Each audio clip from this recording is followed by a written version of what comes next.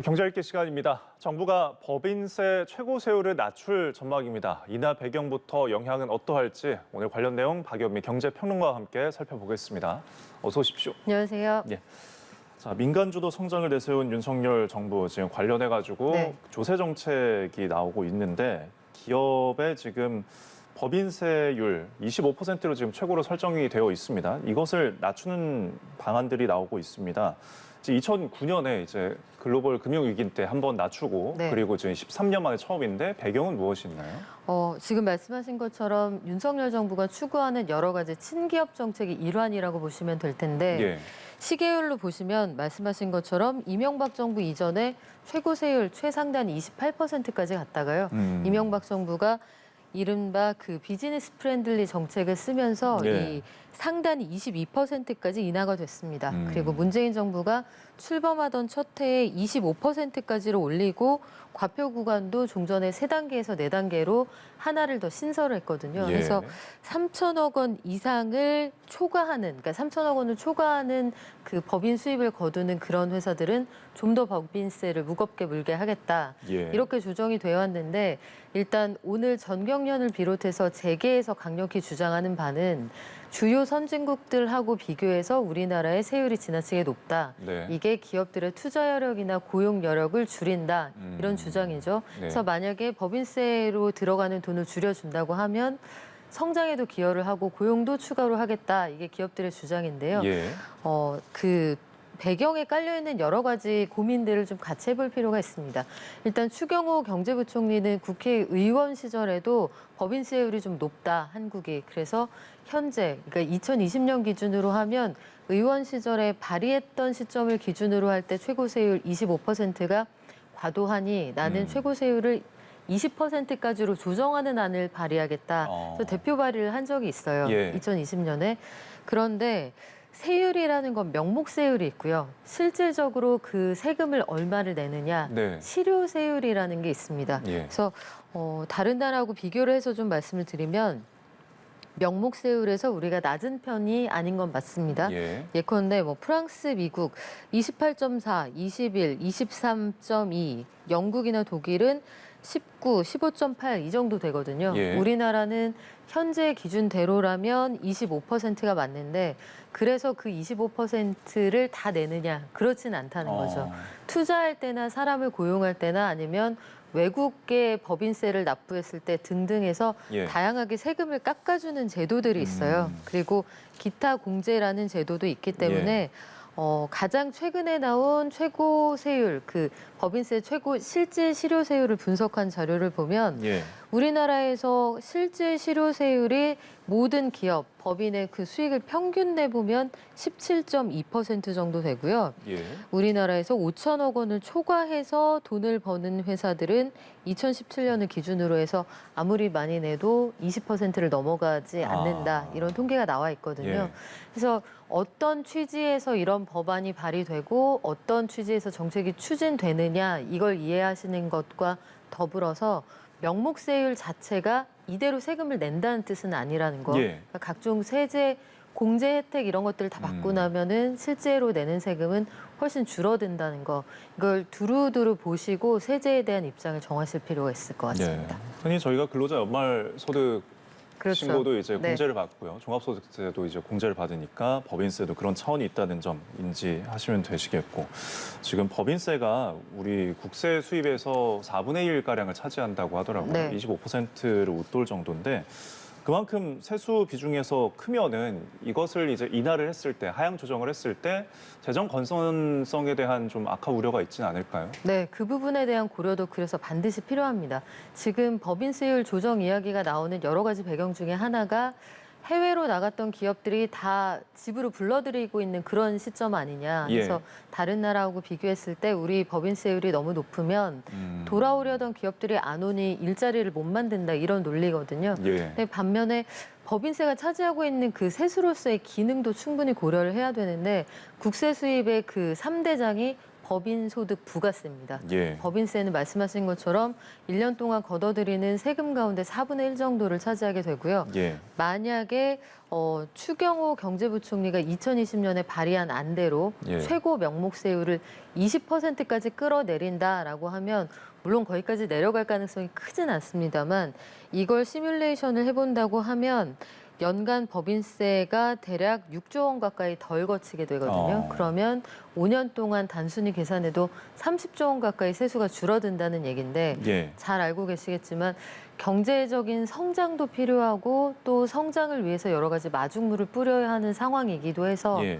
법인세율을 조정하는 문제가 아마 7월 세법 개정안에 들어가게 될 텐데 여러 가지 문제를 복합적으로 고려하고 다양한 계층의 의견을 듣는 공청회 이런 것들을 좀 천천히 시작해 나갈 그런 단계가 아닌가 싶습니다. 결국은 이 줄어든 6조 원이 다른 곳에 또 이제 투자가 되거나 혹은 해외로 나갔던 기업들이 이제 네. 법인세가 줄어들어서 돌아오면은 그만큼 더 파급 효과가 있다는 것으로 볼 수 있는 거죠. 그럴 수 있는데 당장 그렇게 될 것이냐 여기에 대한 의문이 하나 있는 거고요. 사실은 작년까지만 해도 글로벌 그 경제에서 어떤 분위기가 있었냐면 네. 경제협력개발기구 회원국들을 중심으로 해서 굉장히 오랫동안 법인세 깎아주기 경쟁을 하면 결국은 모든 나라가 가난해진다. 그래서 공정한 시장 경제 룰을 확보하기 위해서 예. 글로벌 법인세 최저 한세율이라는 걸 작년에 정했어요. 예. 이게 15%입니다. 네. 그러니까 다국적 기업이 어떤 나라에 세금을 내도 적어도 법인세를 15%는 내게 하자. 여기에 공감을 했는데 예.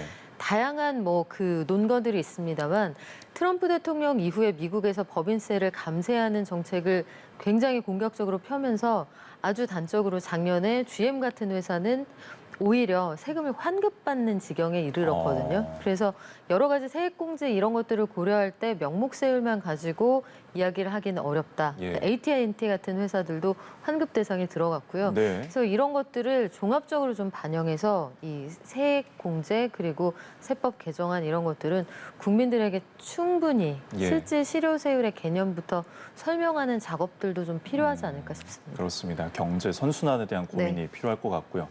다음 주제는 이제 모레 금요일이죠. 20일에 조 바이든 미국 대통령이 정상회담을 위해서 방한을 합니다.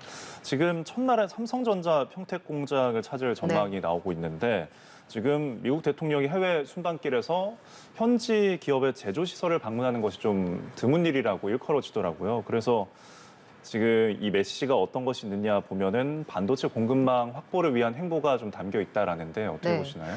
한미동맹의 그 끈끈한 정도를 정말로 포괄적인 경제 동반자 수준으로 올리겠다. 네. 이런 의지가 담겨 있는 거고 현재 상황에서 이 공급망 대란이 계속 이어질 것으로 보이잖아요. 예. 물가가 이렇게 급등하고 첨단 기술에서 반도체가 없으면 하다못해 자동차도 받을 수가 없는 이런 상황들을 보면 반도체 없는 미래 경제는 예상하기 어렵죠. 그러면 반도체를 많이 잘 만드는 나라를 자기 편에 둬야 되는 건 너무 자명한 이치이고 예. 미국이 그 부분에 방점을 찍겠다는 걸 몸소 보여주는 겁니다. 대통령이 어느 곳에 가고 누구를 만나느냐 자체가 통치 행위가 될 텐데 바이든 대통령의 방한 일정을 보면 20일에 와서 22일까지 머물게 되고요. 예. 21일에 정상회담이 있는데 그 전에 20일에 오산 공군기지로 일단 들어와서 여기에서 평택에 있는 삼성 반도체 공장을 예. 둘러본다는 거죠. 아마 헬기로 보게 될 텐데 삼성 반도체 공장, 그 가운데서 평택 공장은 전 세계에서 규모가 제일 큽니다. 예. 면적으로 따지면 부지 규모만 여의도 면적이 되고요. 축구장 400개 넓이가 되는데 네. 단일 제조 시설로도 규모가 어마어마하지만 여기서 생산해내는 것들이 미국의 핵심적인 국익하고 맞물린다는 거죠. 메모리도 첨단 메모리 그리고 파운드리 사업도 역시 마찬가지인데 예. 이 부분이 미국의 핵심적인 국익과 맞닿아 있다. 같이 가자 이런 메시지를 한국 정부에 적극적으로 주는 거고요. 그래서 지금 삼성전자는 당일에 그 바이든 미국 대통령이 어떤 행보를 보일 것이냐. 예. 정말 구체적으로 와서 보려고 할 것이냐. 동선까지는 뭐 아직 나오지 않았습니다만 그에 맞춰서 리허설을 하고 있다. 이런 소식까지 들어와 있습니다. 예. 그리고 그 다음 날 21일에 이제 정상회담 네. 만찬을 윤석열 대통령과 가질 텐데 이 자리에 국내 재계 총수들도 총 출동할 예정이라고 전해지거든요. 네. 아무래도 앞서서 말씀하신 것처럼 양국의 경제 협력 강화 의지의 연장선이라고 볼 수 있는 거겠죠. 그렇죠. 그리고 지금 안보를 그 좌지우지할 수 있는 핵심적인 가치가 결국은 경제에 있다고 보는 거예요. 네. 미국 바이든 대통령도 마찬가지고 우리나라 윤석열 대통령도 물가를 잡는 데 사활을 걸고 있는 상황이잖아요. 그리고 이 물가를 교란하는 여러 가지 그 기저에 깔려 있는 시스템들이 뭔가 이걸 좀 같이 들여다본다는 건데 아마도 헤드테이블의 5대 그룹 총수 그 6개 경제단체장이 함께 배석할 가능성이 있다. 전망이 이렇게 나오고 있고요. 바이든 대통령이 한국이 가지고 있는 군사적, 경제적 동맹으로서의 가치를 강조하면서 네. 아마 미국에 대한 적극적인 투자 이런 것도 독려하지 않겠습니까? 예. 뭐 삼성 같은 경우에는 이미 텍사스주의 반도체 공장을 20조 원 들여서 세우겠다 공언한 마당인데 네. 재계에서도 헤드 테이블로 다가갔을 때 여러 가지 민원 사항에 대한 이야기가 오가게 되겠죠. 이 가운데에서 새로 출범한 윤석열 정부가 적절하게 균형을 잡는 이 첫 번째 시험대이기도 합니다. 예. 그래서 이 자리 이후에 어떤 정책들이 나올지 시장에서 굉장히 관심 있게 지켜보고 있습니다. 예, 그렇습니다. 그리고 경제 협력의 좀 연장선이라고 네. 할 수 있겠죠. 지금 우리 정부가 미국이 추진하는 영내 경제 협력 구상인 인도태평양 경제 프레임워크 IPEF에 이제 출범 멤버로 참여하기로 했어요. 네. 근데 이 협력체가 중국의 경제 영향력을 좀 견제하다 보니까 뭐 반발도 내부에서 있는 것 같은데 영향은 어떨까요? 중국하고 미국이 사실 우리나라한테만 중요한 나라가 아니거든요. 수출을 많이 하는 나라 입장에서 보면 아마 대부분이 중국하고 미국하고 하는 비즈니스가 제일 크다. 이런 나라가 대다수일 겁니다. 예. 그렇다면 우리나라처럼 굉장히 애매한 입장에 있는 나라들이 많을 텐데 우리가 처해 있는 환경에서 불가근 불가원의 그 자세를 좀 보여줄 수밖에 없는 그런 시점인 것 같아요. 네. 우리는 북한이라는 변수가 있기 때문에 조금 더 운신의 폭이 좁습니다만 전략적으로 우리는 우리의 이익이 가장 중요하거든요. 그렇죠. 그래서 안보 문제에 있어서 미국과 협력을 하되 시장으로서의 중국의 기능 절대 무시할 수 없기 때문에 지금처럼 뚜렷한 노선을 밝히지 않는 전략적 모호성으로 대할 수밖에 없을 거고요. 예. 다만 이제 미국과 여러 가지 협력체 안에 들어가되 중국 정부에 대한 설명 이런 것들도 아마 조용히 이뤄지지 않을까 이렇게 예상을 하고 있습니다. 예, 알겠습니다. 조 바이든 대통령의 방안 저희가 또 지켜보도록 하겠고요. 다음 주제로 넘어와서 지금 국내 최대 재건축 단지죠. 둔촌 주공의 파행이 장기화되고 있습니다. 조합이랑 지금 네.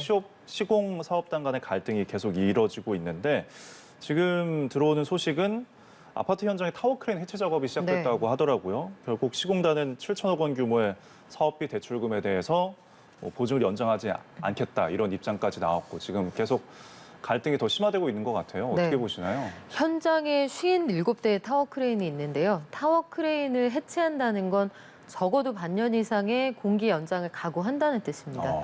해체 작업 자체에도 엄청난 시간과 비용이 필요한데 그렇죠. 해체하는 데에만 2달이 걸린다는 거죠. 예. 그리고 재설치에 6개월이 걸린다고 하니까 만약에 정말 치웠다가 다시 가져다 놓는다.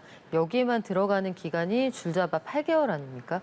그리고 그 사이에 들어가는 비용들도 있을 테고 둔촌주공 사태라고 이제는 부를 만한 시점이 된 것 같은데 4월 15일에 공사가 완전 중단된 이후에 지금까지 한 달 이상 진 적이 없는 상황이고요. 공기가 절반 이상 진행이 되었지만 근본적인 갈등의 시작은 조합 측하고 시공단 측이 공사비 증액에 합의를 하였는데 조합이 우리는 그거 인정 못하겠다. 네. 공사비 증액분을 우리가 감당할 수 없다. 여기에서 갈등이 시작이 된 겁니다. 시공단에 들어가 있는 회사들 보면 국내 굴지의 건설사가 다 들어가 있거든요. 현대, 현대산업개발, 대우, 롯데가 들어가 있는데 이 회사들이 손을 놓고 떠난 공사 현장을 누가 감당할 수 있을 거냐. 이게 현실적인 문제가 될 거고 예. 당장 8월에는 사업비 대출 7천억 원짜리 만기가 하나 돌아오는데 만약에 이 회사들이 이 공사장에서 떠난다라고 하면 이 회사들의 신용을 보고 돈을 빌려줬던 금융권에서 이 돈을 갚으라고 종용할 가능성이 있어요. 네. 그래서 조합 측도 지금 굉장히 궁지에 몰려 있는 처지인데 합의가 제대로 되지 않은 상황에서 이 사태가 길어지면 조합 측이 상대적으로 굉장히 불리한 상황입니다. 네. 그럼 이 사태가 시장에 어떤 영향을 줄지를 좀 봐야 될 것 같은데 당장 일단은 협상을 하더라도 크레인 해체 작업이 들어갔으니까 말씀 주신 것처럼 네. 6개월은 더 연장이 될 수도 있는 거고 완공까지. 그러면 입주는 2025년 상반기는 적어도 네. 뭐 많게는 그렇게 되어야 할 거란 예상이 있는데 그리고 지금 이 시장에서는 둔촌주공의 물량이 서울 공급량의 25%로 보고 있더라고요. 그러면은 입주 예정자들은 결국 갈 곳을 잃었으니까 그만큼 공급이 수요 안 맞기 때문에 부동산에도 영향이 있을 것 같은데요. 그렇죠. 일단 둔촌주공 그 입주 예정자들로 한정만 해서 본다고 해도 예. 그러니까 분양이 아직 시작되지 않았기 때문에 입주 예정자라 하면 조합원일 텐데 이분들이 어딘가에 전월세로 살고 계실 거 아니에요. 예. 그러면 본인들의 그 주거 비용 추가로 부담을 하셔야 된다는 거고 향후 계약에 대해서 어떻게 할 거냐. 이 주거비 이런 것들도 결국은 시공단 등을 믿고 빌려준 금융권에서 대출을 받으신 거거든요. 예. 여기에 대한 부담이 있을 거고 이분들이 가지고 있는 보유 그 분이 있을 테니 주변의 전월세 시장도 굉장히 들썩거릴 겁니다. 네. 여기에서 나올 예정이었던 물량이 안 나오면 주변 시세가 올라갈 수 있겠죠. 전월세가. 예. 이게 5,930가구를 철거하고 지상 최고 35층 85개 동에 12,032가구를 공급하는 굉장히 큰 공사인데 이 공사가 되다가 만다. 그러면 분양가부터 시작해서 전월세 시장까지 상당한 영향을 미칠 겁니다.